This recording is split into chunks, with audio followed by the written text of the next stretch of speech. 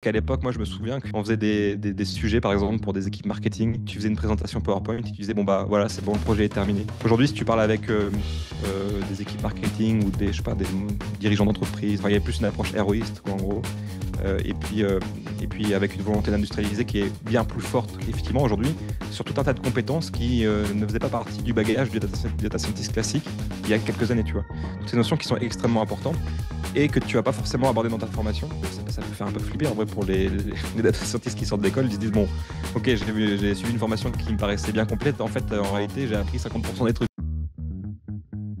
Bonjour à tous, c'est Morgan, vous êtes sur AI for You, le podcast qui vous plonge au cœur de la data grâce à des interviews avec des experts du domaine. Dans cette interview, je reçois Benjamin Tardy, data scientist et formateur en freelance. Dans cet épisode, nous allons parler de la data science, donc de la data science depuis 2016 jusqu'à aujourd'hui, quel est l'état de la data science en 2025 et également quels sont les changements à prévoir dans les années à venir. Vous allez voir que c'est un domaine qui a énormément évoluer et que ce n'est pas fini. Sans plus attendre, voici ma conversation avec Benjamin. Salut Benjamin et bienvenue sur le podcast. Bah, écoute, merci, je suis ravi d'être là. J'espère que ce qu'on va raconter va être intéressant. Ouais, je pense si, en tout cas le sujet est assez stylé. L'idée c'est de parler un peu de, voilà, de l'avenir de la data science. Rien que Yes. ça. Avant de commencer, est-ce que tu pourrais te présenter rapidement? Oui, bien sûr. Donc, bah, écoute, je m'appelle Benjamin. Moi, j'ai 31 ans. Bon, ça fait un peu mal. J'ai passé la barre des 30 ans récemment. J'ai vécu longtemps proche de Bordeaux. Et là, je suis à Lyon. Et puis, bah, écoute, je suis data scientist depuis 2016, donc ça fait à peu près 8-9 ans, quoi. Ok, et tu as fait à peu près, pour devenir data scientist, c'est un peu quoi ton parcours? Tu es passé par quelle entreprise en gros, vite fait? Ouais, bah, en gros, j'ai un parcours un peu spécial. En fait, moi, j'ai fait une licence en sciences cognitives, donc ça a à peu près rien à voir avec ce que je fais actuellement. Et donc, c'était hyper intéressant, tu vois. On avait plein de sujets autour de la psychologie cognitive, des neurosciences, de l'étude du cerveau de manière générale. Tu avais aussi des matières autour de la compréhension des comportements animaux, donc vraiment une licence incroyable. Le truc, c'est que, en fait, quand tu arrives en master, tu te rends vite compte que tu n'as pas de débouché. Et donc, bah, j'ai décidé à la fin de ma licence de changer de voie. J'avais vu, en fait, pendant la licence, tu vois, les notions de réseau de neurones, un peu de programmation. Et donc, du coup, j'ai fait un master Stat Info à Lyon 2, avec un responsable de master qui s'appelle Rico Rakotomalala, qui est assez connu sur LinkedIn, mais qui est un super prof de stats et de machine learning. Et donc après, bah, j'ai fait plusieurs entreprises à Lyon principalement. J'ai travaillé pour Cegid, pour des ESN, enfin pour une ESN en particulier qui s'appelle Kirus. Après, je suis monté à Paris. J'ai bossé pour une entreprise qui s'appelle Xebia, qui faisait, alors c'était assez connu à l'époque, mais là ça a été racheté. Il faisait une conférence qui s'appelait la Xebicon. C'était vraiment, bon, c'était une super ESN, mais qui n'existe plus aujourd'hui, en tout cas en France. Et puis après, bah, écoute, je suis retourné à Lyon, chez Bedrock. Et puis après, là, début 2024, je suis passé en freelance. Du coup, début de 24, t'es passé freelance. Genre, Ouais. pourquoi c'est... Ben, en fait, ça, alors je l'ai pas dit, mais en gros, je faisais pas mal de formations. Donc, en gros, et depuis 3 ou 4 ans, donc j'avais effectivement mon CDI. Et puis, à côté, j'avais en fait mon activité en micro-entreprise de formation. Et en fait, j'arrivais un peu à la fin d'un cycle quand j'étais chez Bedrock, donc j'y suis resté 3 ans. Donc, c'était fin 2023. Et je me suis dit, bon, bah, pourquoi pas tenter? En fait, ça m'a permis de faire un peu une transition douce. Tu vois, vu que j'avais en fait une activité de freelance, enfin en micro-entreprise, quoi, pour de la formation, j'avais un minimum de chiffre d'affaires que je pouvais faire en fait. Et donc, je me suis senti un peu à l'aise de me dire, bon, bah, on se lance en freelance et puis voilà. Ouais, puis au pire, tu savais que voilà, tu facturais déjà un petit peu. Tu dis, bon, moi j'ai Voilà, déjà au moins ça pour commencer. Tu te lances un peu moins exactement. dans le vide, quoi. Ouais, c'est ça, c'est ça. Donc, c'était plutôt rassurant, tu vois.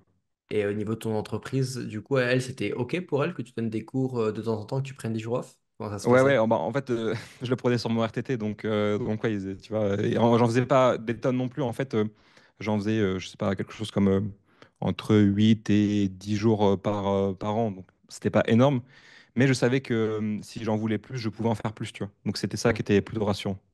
Je sais que moi j'ai fait pareil en gros pendant ma thèse. J'avais Mm. du coup mon CDD et à côté de ça j'avais mon entreprise et j'avais des cours. En fait à peu près pareil que toi, du coup via Orsys ou d'autres groupes de Ouais, ouais, formation directement. ouais. Et, Et après, en gros, je m'étais dit, ah bah tiens, une fois que j'ai fini ma thèse et j'ai fait un postdoc, après je m'étais dit, bah finalement, j'ai plus vraiment envie de rester dans la recherche. La finalité, c'est Mm. d'écrire des papiers et moi, je voulais mettre des choses en production. Donc je me suis dit, bah en fait, en gros, au pire, il se passera, enfin, au pire, j'essaye, je Ouais. passe freelance, mais sinon, bah, j'ai quand même des formations. Et aussi, il me semble que tu as fait aussi Open Classroom. Ah ouais, c'est ça, ouais, carrément. Mm. Open Classroom, c'est quand même un revenu un peu plus régulier Ouais, que Orsys ou des formations un ouais, peu ça, ou en présentiel, tu sais pas ouais, trop.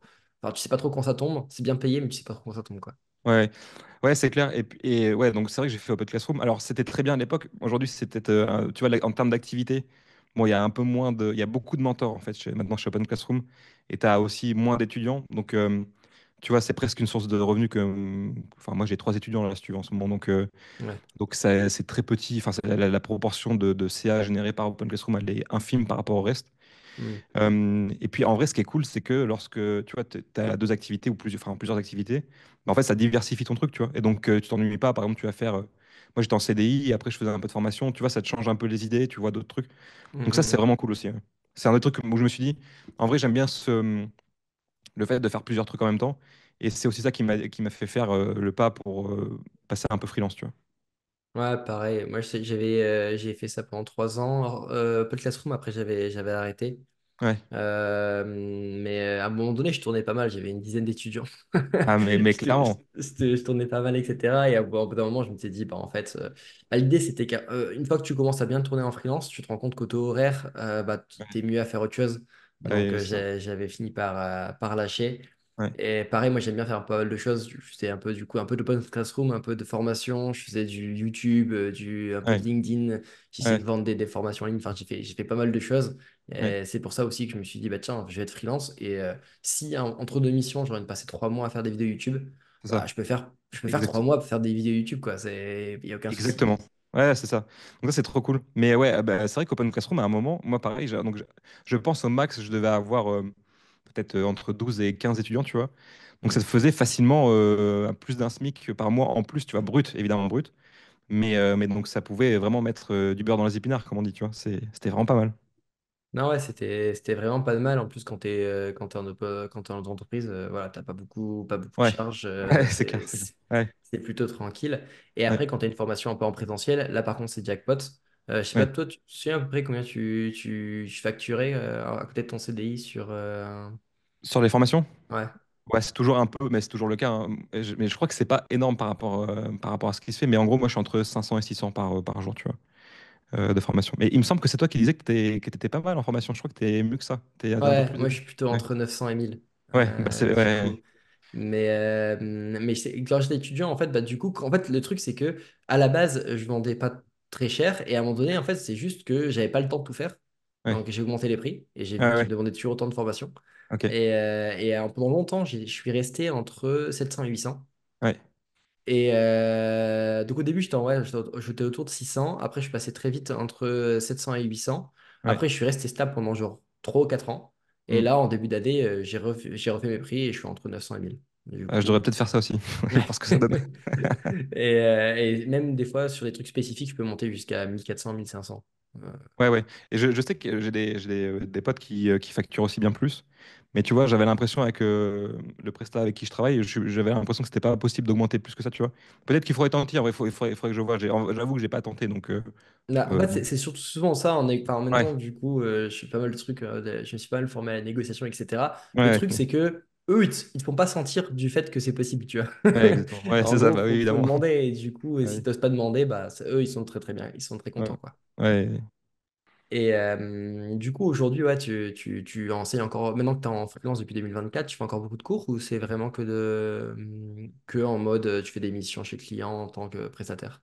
Ouais, bah en fait, si tu veux, donc en gros, j'ai été en freelance de janvier à fin, au début mai, en gros, pour un client, pour une mission très courte et très précise. Et donc, en fait, durant les mois de mai à septembre, en fait, j'ai un peu activé, tu vois, sur la formation parce que, en fait, j'avais pas de mission freelance.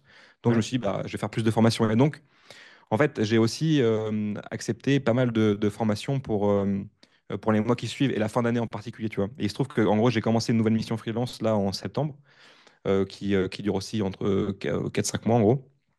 Et donc aujourd'hui, je fais toujours de la formation à côté de ma mission freelance, parce que j'avais accepté en fait, tu vois, dans le passé ces différentes formations.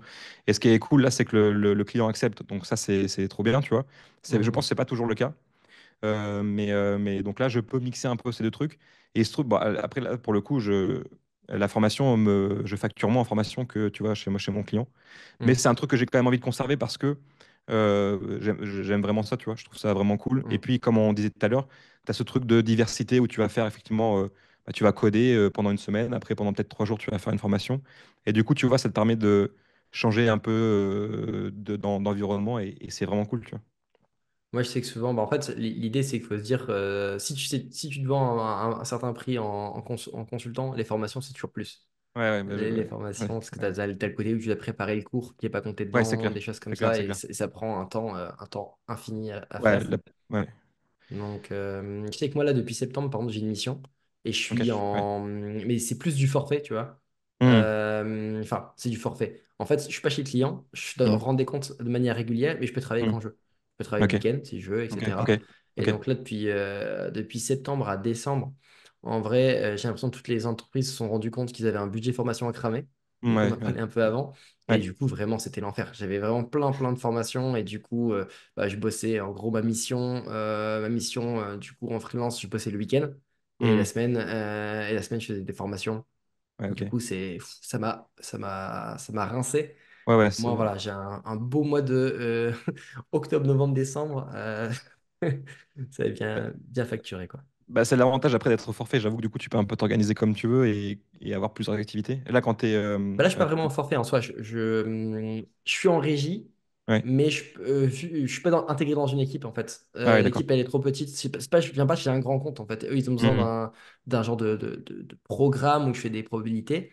hmm. Et c'est à moi de me débrouiller pour faire des jours, quoi. Et ils n'ont pas besoin de quelqu'un à temps plein non plus. Ok, je comprends. Ils ont besoin de Ok, quelqu'un qui avance sur un projet. En gros, on s'est ok, déterminé sur le ok. projet. Ils ont dit, bah, ça prendra le temps que ça prendra. Tu es en Mhm, régie. mhm. Mais voilà, c'est à toi d'arbitrer Ok, le temps que tu y passes et les nombres de jours par semaine. ok, ok, ok, je comprends. Ouais, donc ça te permet d'être un peu, ouais, ok, je comprends. Mais c'est cool du coup. Mais c'est vrai que du coup, ça doit être épuisant. Enfin, pour le coup, là, quand tu as plusieurs activités qui te prennent beaucoup de temps, c'est vrai que les journées et les semaines peuvent être un peu longues, quoi. C'est ça. Mais après, aussi, il y a un truc quand on est formateur, enfin, tu me diras, mais en soi, quand ça t'apporte quasiment autant que ça apporte aux personnes Ouais, que c'est tu clair, c'est enseignes, trop bien. quoi. Ouais, je suis Je d'accord. sais pas ce que tu en penses, mais moi, je trouve que c'est ouf la manière dont ça a pu structurer la manière dont je perçois la data science maintenant, le fait de Ouais, l'avoir enseigné, quoi. ouais, ouais, carrément.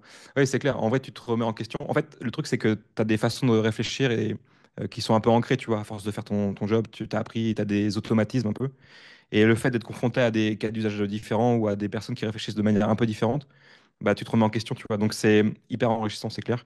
Et puis aussi, tu vois, tu as ce truc quand même Alors, évidemment, il y a des gens qui viennent ici en formation parce que ils ont un truc qui est payé par l'entreprise chaque année et bon, ils le font, tu vois. Mais tu as aussi des personnes qui ont des vrais enjeux sur de la reconversion professionnelle, par exemple, tu vois. Et donc ça, c'est trop cool de prendre part un peu à leur projet, tu vois, et te dire que si tu fais bien ton job, que tu formes bien les gens, bah, en gros, ça peut les aider à se reconvertir et à avoir un nouveau métier, tu vois. Donc ça, c'est vraiment cool aussi, tu vois. Ouais, effectivement. Non, c'est fou. Et j'ai une question, je connais déjà la réponse, hein, mais pour toi, est-ce qu'il faut être expert pour commencer à enseigner? Bah, tu vois, je pense qu'il faut être expert de ta formation. C'est-à-dire que, je te donne un exemple. Là, j'ai donné la semaine dernière une formation Python. Je ne suis pas le plus grand expert Python. Il y a tout un tas de gens qui développent mieux que moi, tu vois. Mais en revanche, je suis expert de cette formation. C'est-à-dire que tu peux me poser n'importe quelle question, je vais savoir me débrouiller pour te donner une réponse, tu vois, sur le sujet. Je pense aussi, il faut que tu aies la capacité à rebondir. C'est-à-dire que, par exemple, là, sur la formation, les gens étaient plutôt avancés. C'est-à-dire que c'était un niveau débutant moyen, on va dire, la formation. Et donc, en gros, ils avaient un bon niveau, tu vois. Donc, ils avançaient vite. Il faut être, je trouve, aussi en mesure de pouvoir produire du contenu pour répondre à leurs attentes, tu vois. Et donc, si tu n'es pas expert un minimum de ton truc, tu vas pas savoir faire ça, tu vois. Donc, je pense qu'il faut être suffisamment expert de ton domaine, mais surtout expert de ta formation pour être très à l'aise quand tu la donnes, tu vois. Euh, Sinon, ça va être un peu catastrophique en, en vérité. Non, et effectivement, en soi, pour moi, tu vois, il faut être également, il faut connaître un peu où, sur ton public, Ouais, enfin le ouais, public dans lequel tu vas donner l'information. Et il faut être un peu un chapitre avant le public, un peu ouais, ouais. Mm. pour pouvoir leur donner l'information. En gros, l'idée, c'est que pour commencer à enseigner, il ne faut pas forcément être l'expert sur tout le domaine, mais vraiment être en avance par rapport à la personne. Parce C'est que, ça, c'est ça. par exemple, là, c'est des personnes qui t'ont avancé, tu vois, mais faut pas forcément être besoin d'être un expert en Python pour animer une formation sur introduction au Python, quoi. Par exemple, Exactement. il y a ça, quoi. Exactement.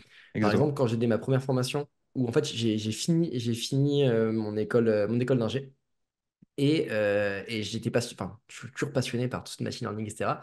Et je suis vraiment tous les mots que je trouvais. Donc, toutes les Ouais. semaines, j'avais un certificat qui popait sur LinkedIn en disant: Ah, j'ai fait tel certificat. Bon, finalement, maintenant, je sais que ça sert à. Enfin, la plupart du temps, ça sert à pas grand-chose. Mais en fait, Ouais. du coup, il y a un prof de mon école qui m'a contacté en disant: Ah, bah tiens, t'as l'air à fond sur ce sujet-là. Ça te dit Mm. d'animer un cours. Et j'ai Ok. fait: Ah, ok, d'accord. Moi, je pensais que Ouais. j'allais aider dans des TP, etc. Il m'a dit: Ok, t'as 30 heures, vas-y. Ah oui, ok. Et j'avais 30 heures pour gérer un cours magistral et des TP, des TD et à évaluer les élèves. Ouais. Et du coup, ça m'a pris un temps infini. Ah oui, c'est clair. Mais du coup, je me suis dit: Ok, je le fais, alors que j'étais sorti d'école, quoi. Je n'étais Ouais, pas ouais. expert sur le truc. Ouais, ouais, Mais ouais, en même clairement. temps, j'avais appris des choses et je Ouais. devais transmettre un peu ce que j'avais appris durant ces différentes MOOC formations que j'avais eues, quoi. Ouais, c'est clair. Et après, tu as quand même ce truc de quand tu vas préparer ta formation, si tu es un peu rigoureux et sérieux, tu vas forcément retravailler le sujet et t'assurer que tous les points un peu faibles que tu avais pu identifier sur lesquels tu n'étais pas très à l'aise, bah, tu vas les bosser, tu vois, pour être Ouais, sûr de pouvoir assurer la formation, tu vois. Après, je pense que c'est pas. Je pense qu'il y a plein de gens, plein de formateurs qui sont peut-être pas comme ça, tu vois, non. qui sont assez à l'aise de se dire bon bah j'y vais et puis on verra comment ça se passe, tu vois. Mais c'est assez peu mon cas. Je serais très mal à l'aise si, tu vois, à plusieurs reprises, je pouvais pas répondre à une problématique de quelqu'un qui est formé, tu vois. Donc ouais, ouais, effectivement. Ouais. Non, moi, je me souviens que pour une heure donnée, c'était Ouais. entre 5 et 10 heures de préparation. Ouais, la préparation, c'est infernal. C'est-à-dire que tu peux vraiment y passer C'est des heures fou. et des heures. Ouais, je pense que c'est de cet ordre-là aussi pour moi, mais tu peux y passer des heures et des heures parce qu'en fait, le fait après de présenter ta formation, finalement, c'est clairement pas le truc qui prend le plus de temps. La préparation, c'est tellement plus long. C'est une folie. Non, c'est ça, ouais. Et puis, et en fait, tout le fois où tu réfléchis à comment, c'est quoi la meilleure manière d'amener un sujet, de Ouais, le clairement, préparer, clairement. de l'amener, enfin, ça prend un temps infini, ça, faut le savoir. Je pense qu'il faut des fois, faut un peu se challenger en se disant: Ok, bah, des fois, il y a pas mal de fois où on te dit: Ah, tiens, tu connais ça? Ouais, Je suis pas sûr de. Enfin, je connais, mais exactement. je sais pas si je peux te donner genre 10 heures de formation dessus. On me dit: Ah, Ouais, tu t'animerais une formation dessus.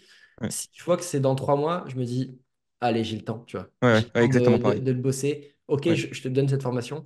ouais, Et finalement, je poste le sujet, je monte en compétences. ouais, Et aujourd'hui, il y a pas mal de choses où enfin, j'ai un peu une to-do list de ce que j'ai envie de m'améliorer ou ce que j'ai envie de creuser qui est ultra ouais, longue. Et ouais, des fois, en fait, finalement, donner une formation, c'est l'opportunité de travailler le sujet parce que sinon, ouais. je ne peux jamais le prioriser parce que j'ai toujours autre chose à faire. Mais on me dit: Ah, tiens, t'aimerais pas faire une formation, je sais pas, sur les LLM ou j'en sais rien. Mm. Je vois si c'est un temps assez long, 3 mois ou un truc comme ça, je me dis: Allez, je le fais. Et du coup, je suis obligé de bouffer tout ce qui Ouais, passe sur le sujet. Et à la fin, j'ai une formation. Et à la fin, je suis costaud sur ce sujet, quoi. ouais. Ouais, bah pareil. Et la seule fois où j'ai refusé une formation, c'est parce que les technos étaient tellement peu utilisés, tu vois, où je me disais, en fait, ça me sera pas utile dans tous les cas. Donc Ouais. là, j'ai préféré refuser, tu vois. Mais je suis d'accord, en gros, plein de fois où je me suis dit, bon, ça, c'est pas mon expertise. En tout cas, je suis pas expert à fond dessus. Et ben, vas-y, pareil, je vais passer 3 mois dessus et à la fin, je fais la formation. Et comme tu le dis, en fait, ça te permet d'octroyer du temps sur la compétence. Donc ça, c'est un truc. Et tu as aussi quand même, tu vois, même des formations que je connais bien, que je maîtrise bien, tu as quand même toujours le truc de te dire comment je fais pour mieux présenter, tu vois. Il y a plein de moments où, en gros, tu sais que tu sais l'expliquer, mais en fonction des gens que tu as en face, bah, tu vas essayer d'adapter un peu ton discours, tu vois. Et tu as différentes façons d'amener le truc. Et ça aussi, je trouve que tu vois, tu peux avoir une formation très bien, mais si tu présentes les choses euh, pas suffisamment bien, tu vois, bah, en gros, les gens vont pas comprendre. Mm, mm. Et tu as aussi cet aspect-là à travailler au-delà de la pure compétence technique, tu vois. Tu as aussi la façon de présenter les choses qui est essentielle, je trouve. Ouais, carrément. Bah, j'ai pu donner des fois des. En gros, tu as de la formation, tu as de la formation technique Ouais, qui est plus facile parce que c'est des choses qu'on a l'habitude de faire en école d'ingé, quoi. ouais, ouais. Et il y a des différents publics. Par exemple, j'ai pu donner des cours en école d'ingé. Ça, finalement, je connaissais, c'était cool. Ouais. Après, en école de commerce, où du coup, finalement, ils sont un peu moins de bagages mathématiques. Donc, en Hmm. fait, faut prendre le domaine et l'expliquer d'une autre manière et leur expliquer pas forcément comment recoder des réseaux de neurones, mais du coup, Ouais, ouais. comment l'adapter. Après, tu as la même chose pour de la vulgarisation, où là, Hmm. l'idée, c'est pas eux, ils s'en foutent comment ça fonctionne. Ils veulent que dire, voilà, comment dans mon cas, je peux me l'approprier. Hmm. Et le fait de changer régulièrement de public, ça te permet de juste de pouvoir de vulgariser assez simplement n'importe quel concept, quoi. Ouais, Et c'est de clair. trouver un peu en fonction de ton public, t'adapter en disant, ah bah tiens, maintenant c'est ça, c'est tel public, je l'ai analysé. Bah, à quel niveau de profondeur je dois aller, quel exemple je peux faire. Et comme tu le dis, c'est très bien, c'est que tu donnes une formation, au moment où tu la donnes, tu vois tous les trucs qui fonctionnent pas ou les choses comme ça. Du coup, moi, Exactement, je prends plein exactement. de notes. À la Ouais, fin, je demande des retours. ouais, Et à chaque fois que je redonne une formation, elle est toujours un peu meilleure que la dernière ouais, c'est fois. clair. Et Ouais, au bout d'un moment, tu l'as donné genre 6 fois, elle devient vraiment en béton, quoi. ouais, clairement, clairement. Ouais, ouais, c'est clair. Elle devient en béton et tu vois même que, comme elle devient béton, en fait, tu peux aborder bien plus de choses Exactement. dans le même temps. Parce que toi, comme tu es plus à l'aise, eh ben, tu trouves les meilleurs exemples, eux, ils comprennent plus vite, et du coup, tu peux passer plus vite, et plus ça avance. J'avais un cours que je donnais, par exemple, 4 fois de suite toutes les années, et ben en fait, j'avais une demi-journée ou une journée d'avance sur l'année d'avant parce que j'avais réussi à bien comprendre comment mieux amener les choses. On y passait moins de temps, les gens avaient mieux compris, on peut le passer à la suite. Et Ouais, du coup, la différence entre, je pense, entre quelqu'un qui a passé du temps qui est longtemps formateur et une autre personne, c'est qu'en fait, dans le même temps, tu fais pas du tout les mêmes choses, quoi. ouais. Tu fais pas la même chose et en plus, les concepts sont mieux compris. C'est-à-dire que du coup, tu vois plus de choses et en plus, les gens assimilent mieux. Donc, c'est clair que bah, c'est comme tout, hein. La pratique et tu t'améliores grâce à la pratique, quoi. Mm. Mm. Carrément. Et j'ai vu que tu étais également, du coup, actif sur LinkedIn. Ouais.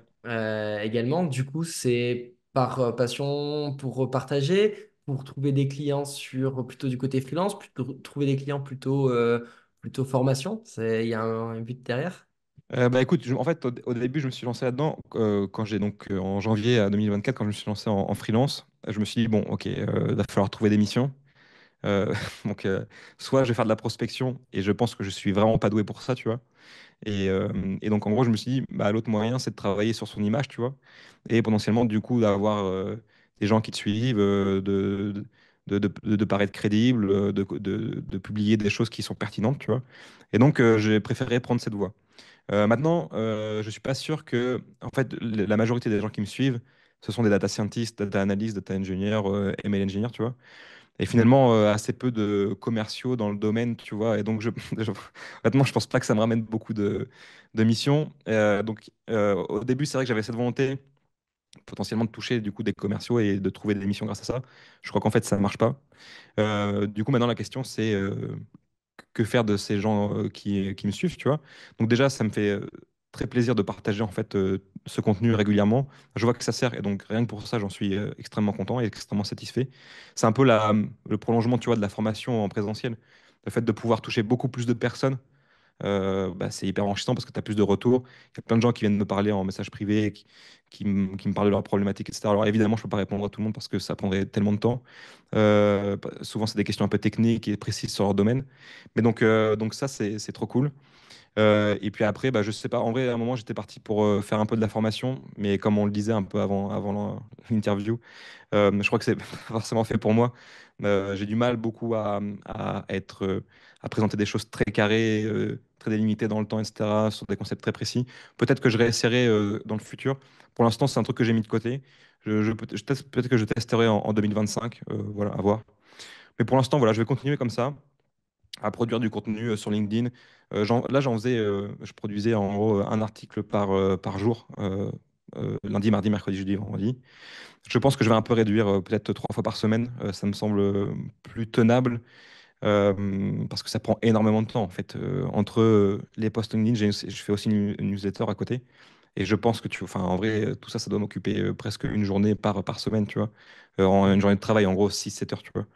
Ouais. Donc ça me prend pas mal de temps. Donc je vais peut-être essayer un peu de réduire parce que j'aimerais faire d'autres trucs à côté. J'ai des idées d'applications et tout que j'aimerais tester. Donc voilà, en gros, où j'en suis.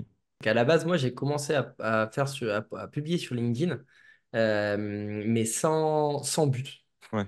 Mm. Sans vraiment, sans Ouais. but, mais j'osais pas trop parce que je fais énormément de fautes. Enfin, Ah oui. c'est Mm. assez catastrophique à quel point je fais des fautes et des fautes de CM1, quoi. Enfin, c'est n'importe quoi. Ouais. Et heureusement, il y a OpenAI qui est sorti ChatGPT Bah, qui c'est clair. permet de corriger des fautes. Ouais, ouais, Et en ouais, fait, c'est depuis ça que maintenant je poste régulièrement. Là, je poste tous les jours depuis. ouais, Enfin, j'ai eu deux stades où je postais tous les jours. J'ai fait janvier, mai et j'ai fait là depuis septembre, j'ai repris tous les jours. ouais. Et en fait, le truc, c'est que ça apporte zéro mission. Pourquoi? Parce qu'en fait, à partir du moment où on parle à des gens, il faut se dire à qui je parle. Et en Ouais, c'est fait, ça. on parle à des data scientists. Du coup, Ouais, ça va c'est ça. apporter. Et pareil pour YouTube, en fait. Tout le monde Ouais, dit, ah ouais, t'as un bon personal branding, tu dois avoir des missions en claquant des doigts. Mais en fait, ouais. non. Bah oui, c'est clair. Non, c'est pas le truc. À la limite, tu vois, YouTube, c'est pas mal parce que tu vois, ils disent, ah tiens, ils voient je fais des vidéos techniques, ils disent, Mm. bah, eux, lui, pour la technique, on devrait pas avoir de problème. Mm. Mais si eux, ils y vont, tu vois. Ouais, exactement. Mais voilà, j'ai réussi, j'ai eu qu'une seule mission. Depuis que je Ah suis ouais, en ok. freelance, j'ai eu qu'une seule mission et j'ai eu quelques missions par exemple, de formation. Parce qu'il y a des Mm. gens qui voient passer sur LinkedIn, disent, ah bah cette personne-là, si j'ai besoin d'une formation, je peux aller lui demander. Donc j'ai eu quelques Mm. missions de formation, ça c'est sûr et d'intervention dans des écoles, des choses comme ça. Mais niveau consulting, enfin voilà, prestation de service, une Mm. seule mission. Mais Mm. par contre, il y a des gens à un moment donné que tu formes qui, à un moment donné, vont gérer des Mm. équipes. Mm. Et là, à ce moment-là, ça peut être intéressant, quoi. Mais Ouais. faut voir à long terme, quoi. Ouais, c'est ça, c'est du long Mais, terme. Mais c'est clair qu'en plus, le contenu qu'on fait, c'est principalement du contenu technique, tu vois. Donc, les commerciaux, en principe, ne suivent pas ce genre de contenu. Donc, ouais. vraiment, c'est clair que notre population, c'est principalement data scientist, tu vois, de manière générale. Et donc, oui, ça paraît logique que finalement, on puisse pas vraiment trouver de mission grâce à ça. Mais en vrai, c'est quand même cool. Je pense que c'est toujours bien. En tout cas, tu vois, je me verrais pas. En fait, je pense que le fait d'être freelance, ça m'a donné envie de faire ça, tu vois. De me Mm. dire, en gros, tu mènes ta propre barque et donc à toi de faire tes choix et bah, de faire en sorte de trouver des missions, d'avoir peut-être une audience. Et voilà, donc pour moi, ça vient en complément. Je pense que tout le monde n'a pas la même vision du freelancing, tu vois. En tout cas, c'est la mienne. Donc voilà, je me vois bien de continuer à le faire, tu vois. Là, ça fait un an que je le fais. Et je me sens pas épuisé de le faire, donc je vais continuer, quoi. Ouais. Et en plus, sur LinkedIn, ce qu'il faut savoir, c'est qu'il y a très peu de gens. Si tu postes la même poste, par exemple, à 6 mois d'intervalle, Ouais, il y a ouais. quasiment aucune chance que personne le voit deux fois. Ouais, ouais, c'est clair. Après, Donc j'avoue voilà, que des n'hésite fois, pas. ouais, j'ai du mal des fois à me dire, vas-y, je vais refaire le même poste, mais ça m'arrive en vrai, parce que des fois, j'ai pas le temps, tu vois, Mm. de créer un nouveau poste, etc. Donc ça m'arrive de reprendre. Et oui, effectivement, tu as raison. Les gens ne viennent pas tous les jours sur LinkedIn, en fait. Nous, on vient tous les jours parce qu'on a des choses à y faire. Mais lorsque j'étais pas en freelance, je pense que je devais venir 3 fois par an, en vrai, sur LinkedIn. Mm. C'était pas du tout un réseau que j'utilisais, tu vois. Donc maintenant, c'est le cas, mais oui, oui, c'est clair qu'on peut réutiliser. C'est Ouais, ça. Et puis, ça, c'est drôle parce que à 6 mois d'intervalle, tu prends le même poste, tu le repostes, il a à peu ouais, près les mêmes perfs ouais, sur ouais, pas les mêmes ouais, ouais, personnes. ouais, C'est ça ouais, qui est assez drôle. ouais, clairement, clairement. Donc là, du coup, tu as plein d'activités différentes. Aujourd'hui, si tu devais dire quelle part ton CA vient à la formation, quelle part au consulting, ce serait quoi à peu près? Bah, ça va dépendre vraiment des mois, en fait, parce que tu Non, mais vois, sur l'année, par exemple. sur Comme ça. l'année, je pense que je dirais 20% de formation et le reste en mission, tu vois. Ok. Ouais. En fait, ouais, parce qu'il y a des périodes où je fais plus de formation, mais là, tu vois, en gros, pour te dire, sur l'année 2024, du coup, j'ai eu 8 mois pour des clients et 4 mois pour de la formation, mais les 4 mois en formation, c'était pas du full-time formation, en gros. Je suis Hmm. parti en vacances 5 mois, et puis quand je faisais de la formation, je faisais pas 20 jours de formation par mois, j'en faisais probablement entre 8 et 10, tu vois, ou 8 et 15, Ok. tu vois. Donc, ouais, je dirais 20%, je pense, un truc comme ça. Et de la formation, du coup, tu en fais depuis 5 ans À peu maintenant. près, ouais. Mm. Et du coup, comment tu as vu un peu le domaine évoluer depuis 2019? Ouais, alors, ouais, donc depuis 2019, effectivement, et puis, tu vois, moi, vu que j'ai commencé en 2016 la data science, Hmm. bah, en gros, et alors, ça a vraiment évolué, en fait, c'est fou, en vrai. Mais c'est vrai qu'à l'époque, moi, je me souviens qu'on faisait des sujets, par exemple, pour des équipes marketing. Tu faisais une présentation PowerPoint, et tu disais, bon, bah, voilà, c'est bon, le projet est terminé. On passe à autre chose, tu vois. Oui. Et je pense que ça a fortement contribué à créer une image pas top, tu vois, de la data science et des possibilités qui existent, tu vois. Aujourd'hui, si tu parles avec des équipes marketing ou des, je sais pas, des dirigeants d'entreprise, des membres comme Codir, par exemple, bref, plein de types de profils différents, et il y en a pas mal qui vont te dire, en fait, je pense que la data science, ça sert à rien, tu vois. Et pour moi, ça vient de ces années-là, tu vois, parce qu'en gros, à l'époque, moi, je me souviens, en 2016, il y avait des data scientists qui étaient recrutés pour faire tout et n'importe quoi. C'est-à-dire que il n'y avait même pas de sujet, en fait. C'est-à-dire que tu allais dans les entreprises, tu disais, bon, moi, je suis data scientist, ok, on te recrute. Pour faire quoi? On n'en a aucune idée. Et donc ça, c'était quand même hallucinant. Bon, je pense qu'aujourd'hui, enfin là, aujourd'hui, c'est clairement moins le cas. Donc, ouais, ça a bien évolué. Le marché est plus rationnel, tu vois, parce que cause économique, principalement, les budgets sont plus restreints. Aussi, on s'est rendu compte que bah, il faut des sujets pour faire travailler des data scientists. Et aujourd'hui, tu vois, je pense que c'est plus rare. En tout cas, tu recrutes des data scientists plus dans l'objectif de créer des projets avec des valeurs ajoutées qui sont réelles, tu vois. Enfin, il y a plus une approche héroïste, quoi, en gros. Et puis avec une volonté d'industrialiser qui est bien plus forte qu'en 2016, par exemple, tu vois. Ouais, bah en fait en 2016, le but d'un data scientist, c'était d'écrire un notebook et de Ouais, faire une voilà, c'est ça. présentation. C'est Exactement. fini. Ouais, Et voilà. enfin, c'était juste l'époque. Des Ouais, c'est ça. enchaînements de POC. Mais en même temps, c'est un peu l'idée, c'est qu'à la base, avant de mettre des choses en production, il faut savoir ce qui fonctionne. Donc en fait, il faut C'est vrai. tester pas mal de sujets. C'est Et vrai. c'est une fois que tu as des sujets et que tu as quelques-uns qui fonctionnent bien, en fait, c'est que 80-20. Tu vas prendre les 20% de tes POC qui fonctionnent le mieux et tu vas essayer de mettre en prod. Et Ouais. la problématique, c'est que ces data scientists, ils ne savaient pas mettre en prod.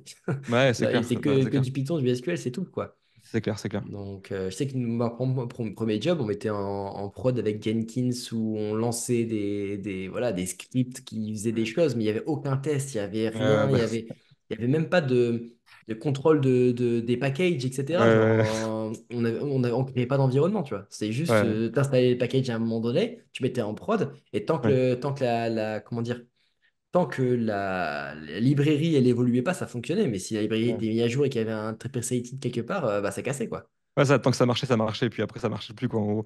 Mais du coup, ouais, c'était. Mais je pense que c'est bien, tu vois. C'est un peu un mal pour un bien, en réalité. C'est-à-dire que l'euphorie qu'il y avait en 2016, c'était pas sain. En vrai, je pense on a tous fait des sujets, on était hyper frustrés de ne pas pouvoir mettre en production, où on avait l'impression de servir à rien, tu vois. Ce qui est un peu moins le cas aujourd'hui. Alors aujourd'hui, il y a un peu un nouveau truc de hype autour des LLM, mais je trouve que c'est quand même plus rationnel, même s'il y a euh, des folies, tu vois, un peu. Mais Ouais. je trouve quand même que c'est moins le cas qu'en 2016. Pour moi, 2016, c'était vraiment n'importe quoi, tu vois. Là, en vrai, là, je sais pas. Parce que Ouais. déjà, là, en gros, je cherchais une mission en septembre. Et là, je savais que ma mission elle était un peu plus courte. Donc, j'ai pas arrêté de chercher et je cherchais ma prochaine mission. Donc Hmm, là, j'ai déjà ma mission. Je sais quand elle se finit et j'ai déjà une hmm. mission qui Ok, suit après. ok. Et je suis plein, mais vraiment, je dis des projets qui étaient en mode, ah ouais, on va faire un LLM pour ça. Je dis, ah ouais, bah du coup, c'est quoi le besoin? C'est quoi le ROI? C'est Ouais, quoi le ROI? En fait, l'idée, c'était vraiment, tu voyais que c'était des gens d'entreprise qui voulaient faire de la GenAI parce qu'il faut faire de la ouais, GenAI, soit parce qu'il faut le faire, soit parce que du coup, ils vont être bien vus et après, ils vont monter ouais, dans ouais, l'entreprise, ouais. etc. Hmm, Mais il n'y avait aucun ROI derrière. Et ouais, le truc, ce qu'ils ne se rendent pas compte, c'est qu'un LLM qui sera mis en prod, ça va coûter cher. Ça exactement. va coûter Ouais, cher, surtout si après tu tapes sur du OpenAI, enfin derrière ouais, des choses comme ça, tu payes la requête.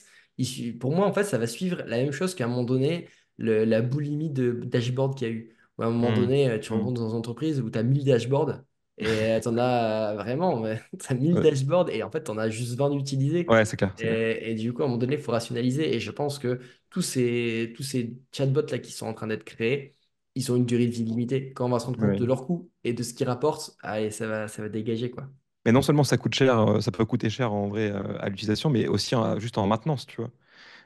Et ça, c'est des coûts qui sont cachés, qui sont pas visibles lorsque tu lances ce projet. Mais à la fin, bah, tu constates que ça te coûte plus cher et que si tu n'as pas un ROI en face qui est clair, bah, c'est des sujets qui vont partir à la poubelle, tu vois. Donc, Ouais, donc après, c'est aussi, je trouve, notre rôle de pouvoir, tu vois, éduquer là-dessus en disant, bah, le sujet là, il est pas hyper pertinent. Est-ce qu'on ferait pas autre chose? Le problème, c'est que bah, si tu cherches une mission et que tu as vraiment besoin de la mission, des fois, tu peux être tenté de dire, bon, bah, let's go. Mais bon, je pense que ouais, c'est un peu notre rôle quand même, tu vois, d'essayer de calmer un peu les ardeurs sur ces aspects-là, tu vois. et tu vois, ça, je pense, c'est un truc que je fais plus maintenant que j'ai de l'expérience. Et quand Ouais. en fait, le truc, c'est qu'avant, j'étais un peu en mode j'adorais la technique. Ouais, ouais, Enfin, j'adore toujours la technique. T'es un peu en mode, ah ouais, ouais, trop bien, du LLM et ouais, tout, ouais, j'en ai ouais, jamais fait, il faut que ouais, j'en fasse, ouais, etc. C'est mm, trop bien. Du coup, je fais des LLM. On me propose un projet d'LLM, je réfléchis pas au héros, je me dis, ah, trop cool, je vais utiliser ça, je vais Mistral, faire fine-tuning, tout ça. mm, mm, Alors, au début, enfin, si on m'avait posé par exemple un sujet en face qui est, ah là, tu vas faire une régression logistique pour faire ça, ouais, bah, possiblement, en fait, la régression logistique, tu vas faire économiser des millions à la boîte et le ouais, LM, tu as un ROI négatif. ouais, Donc, et aujourd'hui, je suis beaucoup plus pragmatique en mode, bah, en fait, on va faire la solution la plus simple possible ouais, et on va itérer, on va avoir le meilleur compromis entre performance et complexité, quoi. Si ouais, finalement une règle métier, ça fonctionne, on va pas faire de machine learning, quoi. Et ouais, je c'est sais que clair. quand j'étais plus jeune, ça m'aurait frustré. Bah oui, mais pareil, mais en vrai, parce qu'on s'est assagi, c'est pour ça. Je sais pas si tu as passé la barre des 30 ans, mais tu vois, Ouais, cette année. je pense que c'est ça en vrai. Mais sans blague, en vrai, je pense que le fait qu'on ait testé plein de trucs et que, tu vois, on ait fait un peu nos armes, que tu aies testé des modèles plus ou moins complexes, qu'on soit passé dans différents secteurs d'activité, qu'on ait fait de l'image, du texte, ça. Mais en fait, tout ça, tu vois, ça te rassure sur tes compétences. Tu as aussi vu plein de trucs cool. Et c'est clair que moi aussi, aujourd'hui, maintenant, je suis en mode, bon, bah, en fait, il vaut mieux mettre en place un modèle simple, pragmatique, qui répond bien, qui présente un vrai intérêt plutôt que de partir sur des trucs fantaisistes et des cas d'usage qui sont pas réalistes, tu vois. Mais ça, je pense que comme toi, enfin, c'est clair que j'étais plus jeune, je voulais absolument faire le dernier truc stylé qui était cool, bien à la mode, tu vois. Mais ouais, Mm. Ah, bah, c'est pour ça que j'ai fait une thèse à la base. Parce que du ouais, coup, j'étais là en mode pendant un an, je dis, ouais, bah, on fait pas beaucoup de deep learning, quoi. ah Et en ouais, fait, ouais. finalement, oui, parce qu'en fait, en entreprise, tu fais pas beaucoup de deep learning de Ah façon oui, c'est clair. générale, quoi. Ouais, c'est clair, c'est clair. Mais je pense aussi, c'est parce que j'ai pris un peu de recul et que je me suis intéressé au business. Ouais, ouais, ouais, Et je pense que, en fait, parce que quand j'en parle, il y a encore beaucoup de gens qui sont en mode, ouais, technique, over-engineering, etc. ouais, Et beaucoup des gens qui sont en mode, bah non, faut être pragmatique. C'est beaucoup des gens, soit qui ont fait un peu de chefferie de projet, soit des ouais, gens qui sont un peu freelance et qui sont intéressés au business à un moment donné. Et du coup, ils se rendent compte que bah, faut être pragmatique sur. En fait, on a le point de vue business en plus du point de vue dev. Et du ouais, coup, on veut que le dev serve le business, quoi. Et pas que le dev ouais. serve le dev. Ouais, t'as raison, je suis d'accord. En vrai, c'est vrai que, pareil, à l'époque, moi, mon objectif, c'était juste de faire des modèles trop cool, tu vois. Je me posais pas vraiment la question de, OK, qu'est-ce qui est le plus pertinent vis-à-vis du business? Et aujourd'hui, c'est clair que c'est une question qui est fondamentale. Et je sais pas si, tu vois, les data scientists qui sortent d'école sont comme nous quand on était plus jeunes ou si ils ont plus une approche du business. Mais je pense que c'est vrai pour tout le monde. C'est-à-dire que quand tu fais un peu tes armes, tu as envie de tester un peu les plus cool, tu vois. Donc je pense que c'est un passage obligatoire et puis après rapidement tu peux un peu te prendre du recul quoi. Et là, par rapport en 2016, là, tu vois, c'est quoi à peu près les compétences qu'a devoir un data scientist aujourd'hui pour être compétitif sur le marché? Je sais, après c'est mon point de vue mais en gros pour moi ça me paraît essentiel maintenant de un data scientist ne doit pas juste faire des modèles. Ça c'est bon, je pense que c'est un peu impensif, on sait tous que c'est le cas, tu vois. Mais la mise en production, c'est-à-dire en gros savoir développer une API, savoir travailler avec Docker, potentiellement si tu sais faire du Terraform, c'est cool aussi, tu vois. Un peu avoir travaillé sur de Kubernetes par exemple. Tous ces aspects-là, je pense que ça devient essentiel. Et tu vois, moi je suis pas expert par exemple sur Kubernetes, mais j'essaie de me former à côté du coup, tu vois, j'ai pris des formations, j'essaie d'apprendre là-dessus, tu vois. En gros, savoir faire les modèles, je pense que c'est toujours une compétence importante. Et j'ai l'impression qu'on pas qu'on dénigre, mais qu'on dit trop que c'est vraiment simple de faire des modèles, tu vois. Euh, Tu vois, je pense que c'est pas donné à tout le monde parce qu'en fait, tu as toute la phase de pré-processing et de modélisation où tu vas utiliser en fait plein d'outils différents, tu vois. Et la data science, c'est pas juste remplir les valeurs manquantes et faire un modèle, c'est réfléchir aux meilleurs outils que tu as dans ta boîte à outils, tu vois. Et je sais pas, faire la meilleure réduction de dimensions, utiliser le bon encoding, tu vois, utiliser une approche qui soit je sais pas, par exemple, sur les modèles, utiliser le meilleur modèle. Bref, il y a pas mal de choses, hein, c'est pas juste faire un modèle. Et ça, je pense qu'il faut quand même le rappeler. Parce qu'on a trop tendance à dire, oui, le data scientist, il fait juste des modèles. Non, non, il n'y a pas que ça, tu vois. Il y a toute l'ingénierie et le savoir-faire de l'utilisation des modèles. Donc ça, c'est évident pour moi, bah, il faut toujours savoir le faire. Mais après, toute la partie mise en production, je pense que c'est essentiel. C'est pas une erreur, à mon avis, de dire formez-vous sur la partie ML Engineer et formez-vous au MLOps, tu vois. C'est probablement des parts qui vont, enfin, c'est à 100% du temps d'un data scientist.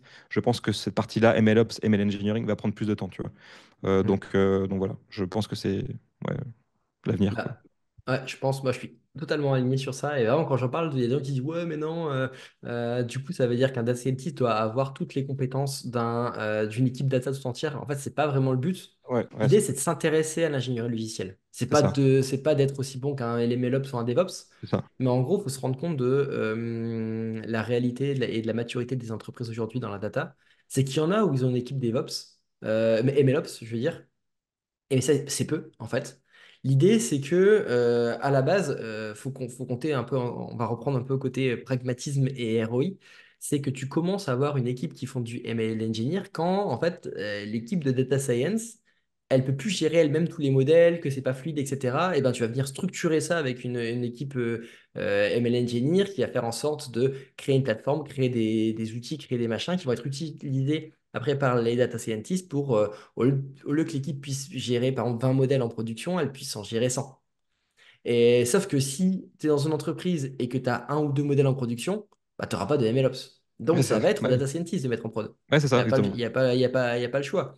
Et par contre, ça ne veut pas dire que tu es tout seul. Souvent, tu es dans une entreprise où il y a un peu il y a du développement logiciel quelque part, quoi. Et donc, tu auras une équipe DevOps en support. Il va venir t'aider sur l'idée. C'est comme à un moment donné, pas toutes les équipes font de la sécurité. Par contre, il y a une équipe sécurité quelque part qui va venir t'aider sur ces problématiques. Mm. Et là, pareil. Donc, ça ne veut pas dire que tu es obligé d'être à comprendre Kubernetes, etc. Mais à un moment donné, il faut s'intéresser à l'ingénierie logicielle, au clean code, à faire une image, à utiliser Poetry ou Veanv, tout ça. Ouais, Parce exactement. que, genre, moi, toutes mes dernières missions, toutes mes dernières missions m'ont demandé est-ce que j'ai déjà mis en production?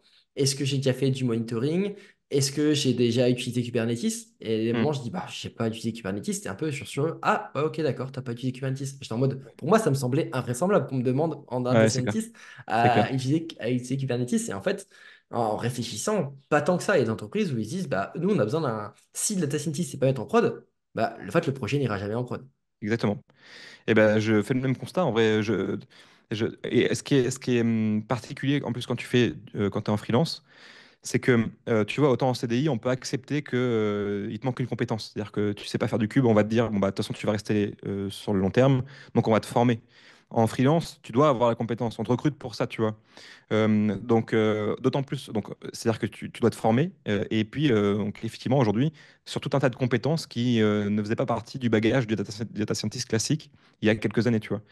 Mais pareil hein, que toi, j'ai fait un entretien, je pense, il y a 3 4 mois, et pareil, on m'a demandé est-ce que tu as déjà fait du cube? Bah, à l'époque, j'en avais pas fait, tu vois. Donc je dis bah non, mais donc du coup, depuis, je me suis formé, tu vois. Mais voilà, donc c'est aussi une caractéristique, je pense, tu vois, de la partie, de la partie freelance, c'est-à-dire en gros, essayer au maximum de se tenir au courant de ce qui se passe et de pouvoir se former sur les nouvelles technologies, tu vois. Ouais, et du coup, je le vois par exemple, il y a pas mal de gens qui me disent ah ouais, la data science, c'est bouché, etc. Bah, c'est peut-être que aussi à quoi on forme les personnes juste en Mm. école d'ingé, bah, ça correspond pas exactement maintenant à ce qui se passe sur le marché, quoi. Ouais, Bah, sur le marché. Et effectivement, comme on dit, si c'est en CDI, les personnes vont se dire on va le former, quoi. exactement. On peut le former. Si c'est un junior en consulting ou en freelance, dans une certaine mesure, ils peuvent former Ouais, ouais. Mm. également. Ils vont se dire Mm. bon, bah, on sait qu'on le paye pas cher, c'est pour ça que Mm. c'est un junior, Mm. hein. Mm. Et il va rentrer dans une équipe, il est là pour un an, Mm. il va apprendre des process et voilà, Mm. c'est bon. Mais effectivement, et ça fait quand même beaucoup de bagages pour quelqu'un qui sort en data science, data scientist, qui sort de l'école. Toutes les concepts de apprentissage supervisé, non supervisé, les différents modèles, c'est encore frais et c'est pas encore ancré, etc. Et on lui dit juste, OK, bah ça, on part du principe que c'est bon. Maintenant, il Ouais, va c'est ça. falloir parler de clean code. Ils sont là, en mode, Ouais. c'est Ouais. quoi? Il va falloir savoir faire des Ouais. API, Ouais. du fast API pour créer une API, Ouais. PyTest pour faire tes tests unitaires. Ah ouais, Ouais. t'as pas fait de GitHub Action? Parce qu'il faut faire Ouais. les CI/CD, et puis il faut faire ton Ouais. image avec Docker, et puis après, il faut Ouais. faire Kubernetes pour être en prod, tu vois. Ouais. Ça fait un peu ta mode là. Ouah, Ouais, et c'est puis en clair. plus, ils disent, bah, c'est quel cloud que tu utilises? AWS, GCP ou Azure? T'es là en mode beaucoup trop de techno, beaucoup de choses qui arrivent en plus, quoi, et qui pourraient faire quasiment un métier en plus, quoi. Donc, il Ouais, faudrait clairement. quasiment un an de plus pour voir tout ça, ce qui est assez compliqué. Ouais. Ouais, c'est clair. Et c'est vrai que je suis d'accord, hein, tu as beaucoup de gens qui arrivent sur le marché du travail, qui sont formés au métier de data scientist. Et puis, tu as la réalité économique déjà. C'est-à-dire que vu que les entreprises ont des budgets serrés, comme on le disait, en fait, tu vas chercher des profils qui savent un peu tout faire, tu vois. Mm. Et donc, du coup, ça force les data scientists à avoir plusieurs casquettes. Dans un monde idéal, effectivement, chacun a sa spécialité, mais je pense que la réalité, c'est quand même que la partie data science, enfin, je sais qu'il y a des entreprises qui ont des data scientists qui font que des modèles, tu vois, mais je pense que c'est assez rare en vérité. Quand tu es data scientist dans des entreprises qui sont petites, même des grosses entreprises et qui ont un certain nombre de sujets limités en data science, tu vas pas faire que des modèles, tu vois. Et donc, effectivement, tu as toutes ces notions, même, tu vois, ouais, de bien savoir coder en Python, clean code, etc., tu vois. Toutes ces notions qui sont extrêmement importantes et que tu vas pas forcément aborder dans ta formation. Et donc, c'est vrai que ça peut être un peu, ça peut faire un peu flipper en vrai pour les data scientists qui sortent d'école. Ils se disent, bon, ok, j'ai suivi une formation qui me paraissait bien complète. En fait, en réalité, j'ai appris 50% des trucs par rapport à ce qu'on me demande. Donc, c'est vrai que ça peut être un peu, ça peut être un peu flippant. Ouais. Non, ouais, après, l'idée, c'est que tu sors d'école, bah, falloir pour être à l'aise, il va falloir continuer à se former Enfin, pendant encore ouais, pas mal de temps sur le tas, quoi. ouais, exactement, c'est Ça, ça. y a pas, ça c'est sûr. Moi, souvent, ce que je recommande, des gens qui disent, ah, je trouve pas de, je trouve pas de mission, etc., je dis, bah, renseigne-toi sur le clean code, un peu une CI/CD, enfin une CI, pas de CD, juste une Ouais, CI avec GitHub Action. Tu ouais, te fais un beau projet, même en gros, le modèle, on s'en fout. Tu vois. Tu peux même faire une régression linéaire, à la limite, mhm, on s'en fout. Rien ouais, qu'une pipeline où tu codes, tu as, une CI, tu as des commits qui sont avec un format nickel, ouais, des tests unitaires qui se lancent automatiquement, et ouais, tu mets en prod sur Render, tu vois, c'est gratuit. ouais, ouais, Et ouais, avec ouais, une petite, avec un petit, comment dire, un petit front ouais, pour répondre à quelque chose. Et en fait, rien que ça, et ben en fait, tu te différencies par rapport à toutes les autres personnes parce que personne fait ça, quoi. Enfin, il y a plein de gens qui savent pas juste faire ça. Et quand tu fais ça, tu te montres que bah, sur le côté mise en prod, par rapport à toutes les autres personnes, eh ben, tu es un petit peu en avant. T'es pas à fond, mais tu es en avant, quoi. ouais, je suis d'accord. Ça peut être un facteur différenciant qui marque des points auprès des recruteurs. Ça, c'est clair. Donc, ouais, les portfolios perso, c'est top. Et après, tu vois, pour les étudiants qui cherchent du travail, moi, aussi, je leur conseille de bosser leur partie, tu sais, le contact humain, tu vois. Parce que souvent, on dit, bon, bah, ok, faites des projets, faites des portfolios complets, voilà, ok, c'est très bien. Mais le truc, c'est que euh, quand tu as un recruteur en face et que tu es, étudiant, que tu viens de finir tes études, euh, on évalue effectivement tes compétences techniques, mais dans le fond, tous les étudiants enfin, ont un niveau à peu près similaire, tu vois. Évidemment, il y a des gens qui sont meilleurs que d'autres, mais la réalité, c'est que le facteur humain est extrêmement important, tu vois. Enfin, je trouve. Et donc, du coup, euh, bah, moi, je dirais aussi, n'hésitez pas à faire des entretiens, même si les entreprises ne vous intéressent pas forcément. Allez-y, entraînez-vous, rencontrez des gens, rencontrez des recruteurs. Vous allez avoir affaire à des gens qui sont cool, d'autres un peu moins, qui vont vous poser des questions cool, d'autres un peu moins. Et en fait, vous allez comme ça vous entraîner. Et c'est comme tout, en gros, comme on disait tout à l'heure, en fait, l'entraînement fait que vous allez être plus à l'aise. Et donc, il faut aussi être, effectivement, bien entendu, sérieux en entretien, etc., mais aussi sympathique. Je vais pas dire que c'est pas de la drague, mais c'est un peu ça en vrai. C'est faire en sorte bah, que la personne se projette avec vous, qu'elle se dise ça va être cool de bosser avec vous dans les mois prochains. Et donc pour moi, c'est aussi un facteur extrêmement important en vérité. Ouais. Ah ouais, en fait, c'est pas la drague, mais c'est de la séduction, quoi. Ouais, voilà, c'est C'est ça. Ouais, c'est- c'est la séduction, c'est- voilà, c'est ça. C'est ça. c'est de la séduction. Moi, du coup, j'accompagne pas mal de gens qui veulent devenir freelance. Ouais, Et je leur dis, bah, en fait, attends pas d'avoir la mission enfin, l'appel d'offres de tes rêves pour commencer à passer l'entretien. ouais, exactement. Passe des entretiens, même si tu dois dire non, en fait. C'est pas parce que tu passes l'entretien Exactement. que tu es obligé de dire oui. Ouais, Et c'est ça. l'idée, ça me rappelle un peu, tu vois, quand en prépa, où il y a des gens qui passaient les premiers concours de l'année pour s'entraîner pour les autres, même s'ils ne Ouais. voulaient pas dans cette école-là. Donc les Mhm. premiers, il y avait vraiment beaucoup de personnes qui les passaient, et alors que les gens, on s'en foutaient de l'école, et je voulais juste s'entraîner pour les prochains concours. Ouais, En fait, c'est pas facile de réussir un entretien, et il y a pas mal de choses qui se débloquent quand on a l'habitude d'en faire. ouais, Je c'est sais que clair. moi, là, j'en ai fait vraiment, là, depuis septembre jusqu'à maintenant, mais en décembre, j'en ai fait beaucoup. Et même encore, j'en ai passé du coup, le dernier que j'ai passé où j'ai eu la mission, c'était hier. Ouais, Euh, Entre-temps, du coup, j'ai eu une autre mission, mais voilà.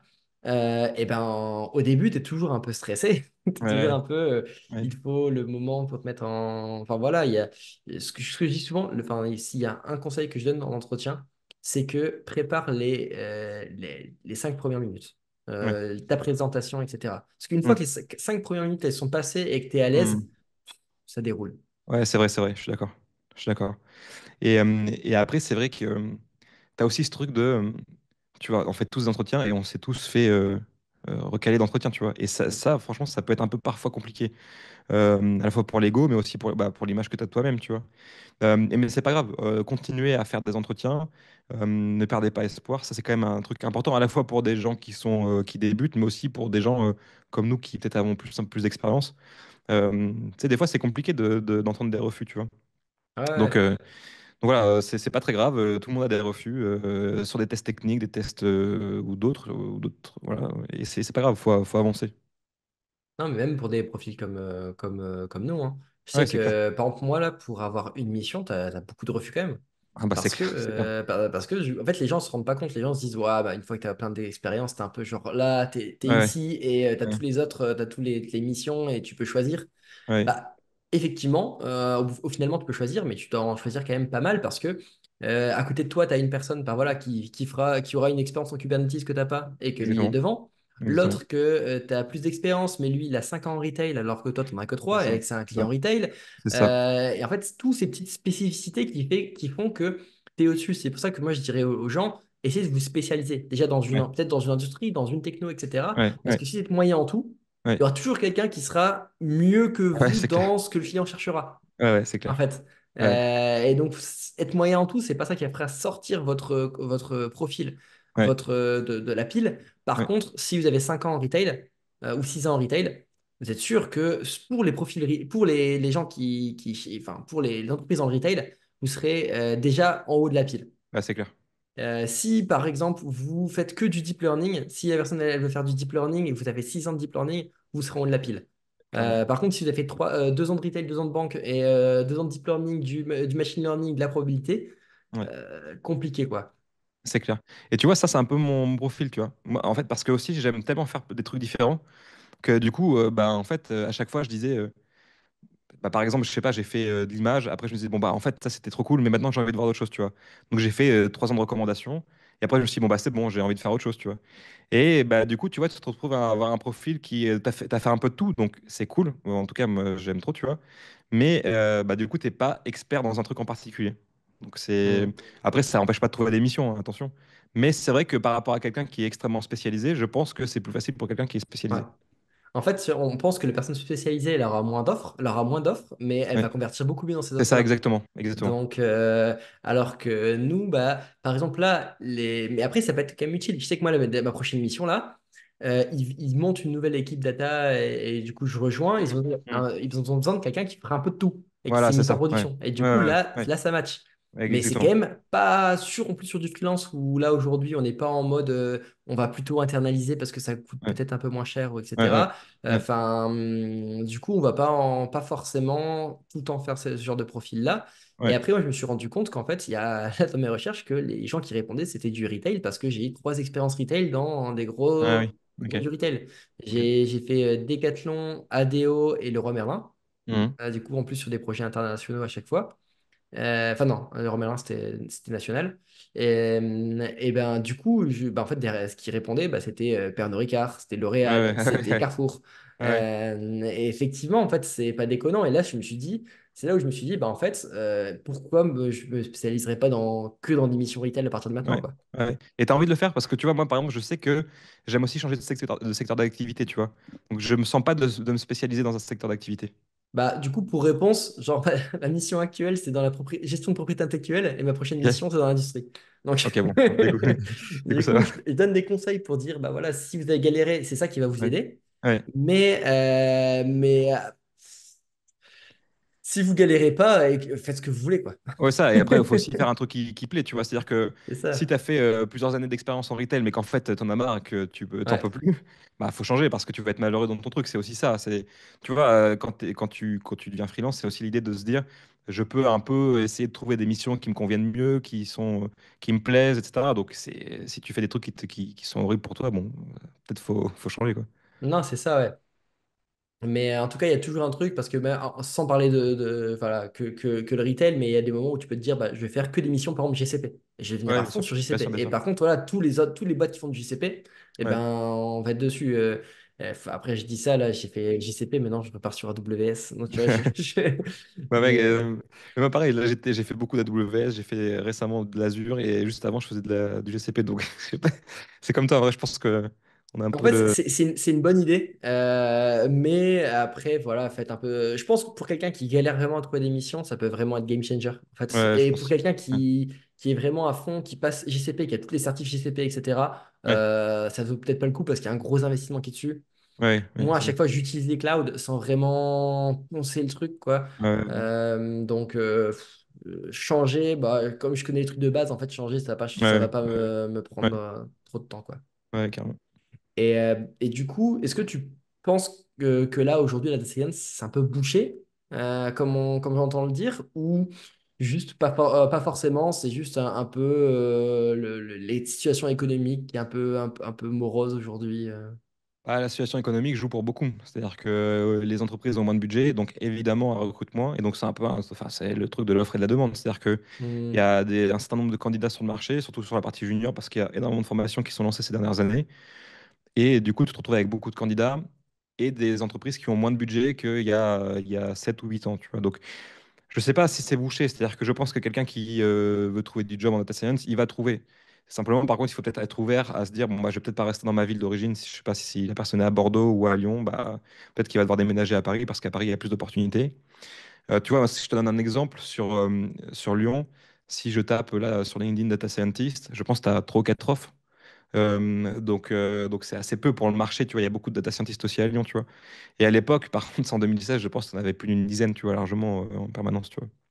hmm. Donc le marché est plus complexe qu'avant, mais ça n'empêche pas de trouver des jobs. En gros, il faut juste être un peu plus ouvert, à mon avis, à la mobilité, mais voilà. Ouais, c'est ça. Puis en plus, autant il y a plein de gens qui sortent, qui sont data scientists, ils sortent d'école, et en fait, le truc, c'est qu'ils ne sont pas formés que à la data science. Ouais, Parce que, en gros, par exemple, data engineer, il y a pas de. Enfin, il y en a peut-être aujourd'hui, il y a quand même très très peu de formations qui sont des data engineers. ouais, Donc en fait, les data engineers juniors d'aujourd'hui, c'est des gens qui sortent de data science. ML engineer, tu as zéro. Enfin, Oui, c'est il y a clair, c'est aucune clair. formation qui fait de la ML engineer. Donc les ML engineers juniors, c'est des Ouais. gens qui font la data science. Mm, Donc, en fait, l'idée, c'est qu'il y a eu un cursus data science où on a fait un peu de ML, on a vu les données, on a fait du SQL, etc. mm. Après, il faut voir un peu ce qui vous tente dedans, quoi. C'est ça, Ce qui vous exactement. tente dedans, mais vous pouvez aussi bien faire répondre des offres de data scientist junior que des offres de ML engineer junior, que des offres de data engineer junior. De toute façon, quand vous allez arriver, vous allez être reformé à des technos que vous n'avez jamais vues parce que vous n'avez pas Exactement. pu voir dans votre cursus. Donc, vous allez être reformé. Donc, Ouais. plus que vous serez reformé à des data engineer, ML engineer, pour l'entreprise, voilà. Tant que vous vous montrez que vous avez envie de travailler dedans et que ça vous plaît, hein, voilà, faut pas faire Ouais, data engineer par défaut parce qu'après, ça peut vous conditionner ouais, à c'est faire clair. quand même pas mal de choses dedans. Mais ouais, c'est pas forcément grave de switcher si vous avez envie, quoi.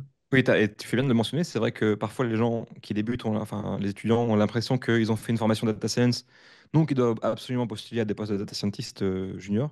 Enfin, vous pouvez en vrai postuler à plein de métiers qui gravitent autour, tenter votre chance et voir ce que ça donne en vérité. Il ne faut pas avoir peur. Et c'est vrai que souvent, même sur les offres d'emploi, vous avez l'impression qu'il y a plein de compétences que vous ne maîtrisez pas. Allez-y, tentez et vous verrez en vérité. Et ça reboucle un peu avec ce qu'on disait tout à l'heure. Vous allez faire des entretiens, vous vous sentirez plus à l'aise. Donc potentiellement, vous allez pouvoir dégoter un job qui vous plaît. Voilà, donc il faut postuler même à des choses qui peut-être... voilà, ML Engineer, c'est cool, c'est des métiers qui sont trop bien en vrai. Et puis en vrai, je pense que la voie du data scientist aujourd'hui, enfin ça serait... Enfin, ML Engineer, data science, pour moi, c'est un peu la même chose. Aujourd'hui, je vois pas de data scientist qui met pas en production. Donc pour moi, on est tous un peu ML Engineer, quoi. Voilà. Effectivement, ouais. Il y a des entreprises, comme j'ai dit, qui sont assez matures et qui auront une équipe d'MLOps qui vont faire toutes les bonnes pratiques, Ouais. créer des outils pour aider les data scientists à mettre plus facilement en prod. Mm. Mais pour moi, en fait, j'ai vu une stat qui était assez intéressante, c'était que depuis 2017, en fait, il y avait 60% du métier de data scientist qui a été automatisé. Ouais. Et en fait, il y a plein de choses qu'on fait plus. Vraiment, Ouais, il y a plein de packages qu'ils font à notre place, quoi. ouais, c'est clair. Et donc aujourd'hui, en fait, ce qu'on va demander aux data scientists, c'est de mettre en production, de faire des codes qui soient production ready, de sortir un peu de son notebook, quoi, Ouais, c'est de savoir fiabiliser son environnement, faire une API, à la limite, ça ne sera pas la meilleure API du monde, mais en gros, ouais, c'est s'intéresser clair, à c'est clair. l'ingénierie logicielle, quoi. Ouais, c'est clair, c'est clair. Du coup, on arrive vers la fin de l'interview et à chaque fois, je pose les mêmes 4 questions. Et du coup, la première question, ça ressort un petit peu de juste notre conversation, ce qu'on est en train de dire, c'était Mm, si quelqu'un veut devenir data scientist, là, il sort d'école, etc., qu'est-ce que mm. tu voudrais lui dire quel conseil tu pourrais lui donner pour trouver son premier job et devenir data scientist vraiment? Euh, Bah déjà, n'ayez pas peur en gros de vous lancer dedans. C'est-à-dire que si vous avez envie de devenir data scientist, suivez les études pour et faites-le parce que, ok, on dit que le marché est peut-être un peu saturé, mais comme on le disait, vous allez trouver un job. Il n'y a pas de problème. C'est encore un marché qui est porteur. Il n'y a pas de problème. Donc, allez-y, vous allez trouver quelque chose. Euh, Aussi, c'est un métier qui est hyper intéressant. C'est-à-dire que vous allez apprendre constamment des nouvelles choses. Alors, ça peut être un peu parfois un peu flippant parce que vous allez vous dire, ok, je suis jamais à jour, mais mais la réalité, c'est que du coup, ça rend le truc aussi cool. C'est-à-dire que vous allez apprendre tout le temps des nouvelles choses, des nouvelles technos. Il y a plein de papiers. Oui, et là, en ce moment, avec toute la partie LLM, c'est trop intéressant ce qui se passe. Donc, vous pouvez contribuer à tout ça, en fait. Donc, ça, c'est trop bien.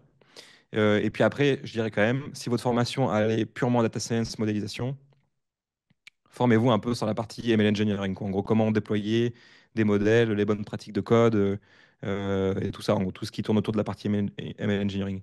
Donc voilà, je pense que c'est vraiment l'essentiel. Et puis après, allez-y, quoi, tentez. Et est-ce que tu aurais un contenu ou un livre à recommander sur ce domaine, cette Ouais, partie? sur la partie plus ML engineering et MLOps, on va dire, la partie, il y a un livre qui s'appelle Designing Machine Learning System, qui est vraiment pas mal, que j'ai lu et qui revient un peu sur toutes les notions de comment on design un projet de machine learning, comment on définit les métriques, comment on évalue, comment on déploie, quels sont les problèmes qu'on peut rencontrer en production. C'est un livre qui est assez complet, ouais, il est vraiment pas mal celui-ci. Ok, je le mettrai en description de la vidéo. Et est-ce que tu as une citation ou un proverbe qui t'accompagne régulièrement, auquel tu penses régulièrement? Bon, il y a des gens que je connais qui vont regarder la vidéo, donc je vais pas inventer une vie, j'ai pas, j'ai pas ni de citation ni de proverbe, mais c'est plus, tu vois, en gros, de se dire, bah, tenter des choses, faire des choses, enfin, faire des choses, en gros, s'il y a un truc que tu as envie de faire, fais-le. Et puis, si ça échoue, bah, c'est pas très grave, tu tenteras autre chose. Mais c'est vrai que souvent, on a un peu, enfin, moi, je me disais, ok, le CDI, c'est le Graal, il faut absolument l'avoir et ça veut dire que tu as réussi ta vie. Donc une fois que tu as ça, que tu as sécurisé ce truc-là, tu restes là-dedans, quoi, en gros. Et il se trouve que ça convient pas à tout le monde. Devenir freelance, c'est un exemple comme un autre. Mais ouais, tenter des choses et puis vous verrez. J'ai un exemple concret, si tu veux, qui est un peu différent. Mais j'ai un ami donc, qui était un peu dans la data, était data scientist, data engineer en gros. Et en fait, au bout de 2 ans, ça lui plaisait plus. Et donc en gros, il a décidé de partir. Il est parti un an en Australie, un an au Canada. Il s'est reformé, il s'est reformé sur les cocktails. Il est devenu, attends, ça s'appelle comment? Mixologue? Non, c'est pas mixologue. Je sais plus comment on dit les gens qui font des cocktails, mais bon, voilà. Et il a aussi appris la menuiserie. Donc, tu vois, il a complètement changé de vie. Là, il est en Nouvelle-Zélande, il kiffe sa vie. Et donc, en vrai voilà, il a changé, il a pas hésité, il y est allé. Donc, voilà, c'est un peu ça, je pense qu'il faut retenir. Ok. Bah, du coup, ça rejoint un petit peu ma dernière question. C'est, voilà, tu as un Ouais. dernier message pour les personnes qui nous écoutent. Si tu avais une dernière chose à leur dire, ce serait quoi? Bah, c'est ça, c'est tenter, allez-y. Et puis, alors si je peux dire un mot aussi sur peut-être un syndrome qui nous prend tous un peu au nez, qui est le syndrome de l'imposteur. C'est pas parce que, il y a des gens qui sont meilleurs que que vous êtes nul.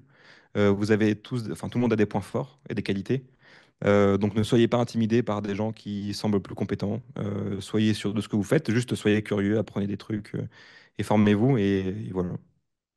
Non, je suis assez aligné sur ça. En soi, le syndrome de l'imposteur, on l'a tous. Moi, Ouais, je l'ai, hein. Je prends, quand je vais dans un entretien où je connais pas toutes les technos de la ouais, fiche d'entretien, je suis en mode, oh, est-ce que j'ai vraiment trouvé la ouais, mission? Et quand ouais, ça fait par exemple 3 missions d'affilée où je me prends des stops, je me ouais, dis, est-ce que vraiment je suis encore employable? ouais, Alors c'est clair, que, c'est en clair. fait, pragmatiquement, oui. Ouais, Mais tu es dans un moment où t'arrives pas vraiment à reprendre du recul. Donc, tu es un ouais, peu en mode, ah là là, c'est compliqué, quoi. Et après, bon, forcément, il faut un temps. Et après, tu prends du recul, ça va mieux. Mais ouais, effectivement, le syndrome de l'imposteur, on l'a tous. Et enfin, forcément, enfin, même, c'est pas parce que vous avez plus d'expérience que vous l'aurez pas, mais c'est pas parce que vous avez peu d'expérience qu'il faut l'avoir non plus, quoi. exactement, c'est ça. t'es pas expérimenté, c'est normal, tu connais pas tout. Et nous, même quand tu es expérimenté, tu connais pas tout. Donc, Non. toute ta vie, t'es le débutant de quelqu'un, tu vois. Et c'est pas très grave. Il faut juste faire de son mieux dans tes missions, dans ce que tu as à faire, être curieux. Et pour moi, c'est ça vraiment l'essentiel. Ok. Bah, merci Benjamin pour cette discussion. Je pense que ça sera quand même pas mal intéressant pour toutes les personnes qui veulent se lancer en data plus généralement, data science également, mais en data en plus généralement pour avoir un peu une vue de où on part, où on est parti en 2017, où on en est aujourd'hui, et un peu voilà, de ce qu'on pense de comment ça va évoluer vers la suite. Donc, je pense que ça va pas mal aider les personnes qui veulent se lancer aujourd'hui, je pense. Bah, trop cool. En tout cas, merci à toi, c'était trop bien. Et j'espère que ça a pu aider. En vrai, ça serait trop bien que ça le soit.